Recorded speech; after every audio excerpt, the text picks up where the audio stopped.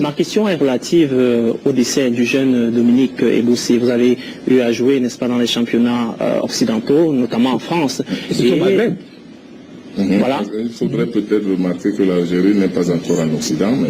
Oui, je dis, il a joué surtout au Maghreb. Et on a ce jeune-là qui a été victime des violences qui ont lieu dans les stades de football. Est-ce que vous aviez déjà eu affaire, n'est-ce pas, à ce type de violence? Et que pensez-vous de façon globale à la violence dans les stades de football? Je pose la question d'une autre manière. Est-ce que vous aurez conseillé au regretté Bossé d'aller en Algérie quand tout ça que vous aviez été en Égypte et peut-être c'était un peu plus hostile qu'à cette époque-ci? Non.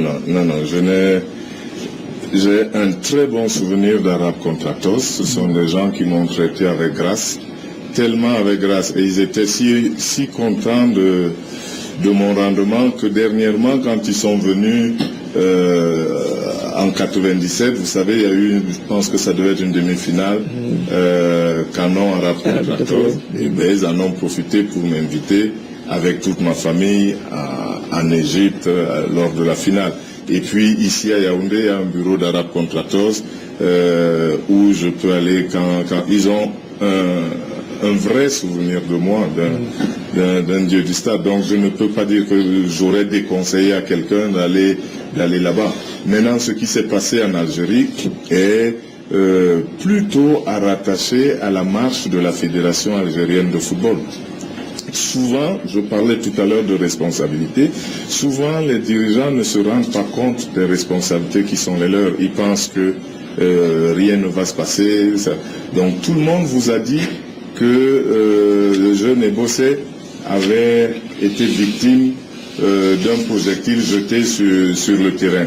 Des projectiles jetés sur le terrain, ça arrive. J'en ai été victime à Marseille et ailleurs. Mais là n'est pas le problème. Le vrai sujet est que j'ai reçu des informations qui disent que Ebossé n'est pas mort sur le terrain de foot.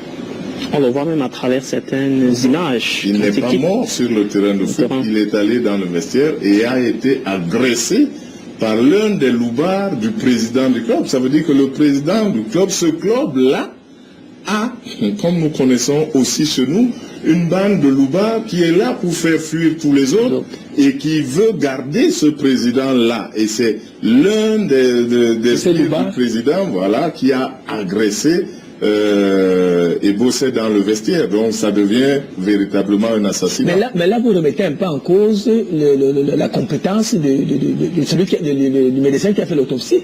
Il a dit quoi? Il a dit qu'il y a eu traumatisme crânien de suite d'un projectile lancé sur sa tête. Oui. Ça c'est donc c'est il est forcément décédé de traumatisme, mais pas d'un projectile lancé. Il a confirmé qu'il y a des images qui montrent qu'il est sorti du terrain. Donc si Ebossé avait reçu un projectile sur le terrain, on aurait des images de quelqu'un couché, allongé sur l'aire de jeu.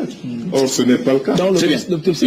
On va liquider très rapidement. De toute manière, évidemment, on ne peut pas approuver la violence, qu'elle soit sur le terrain, hors du terrain ou hors des stades. On approuve la violence nulle part.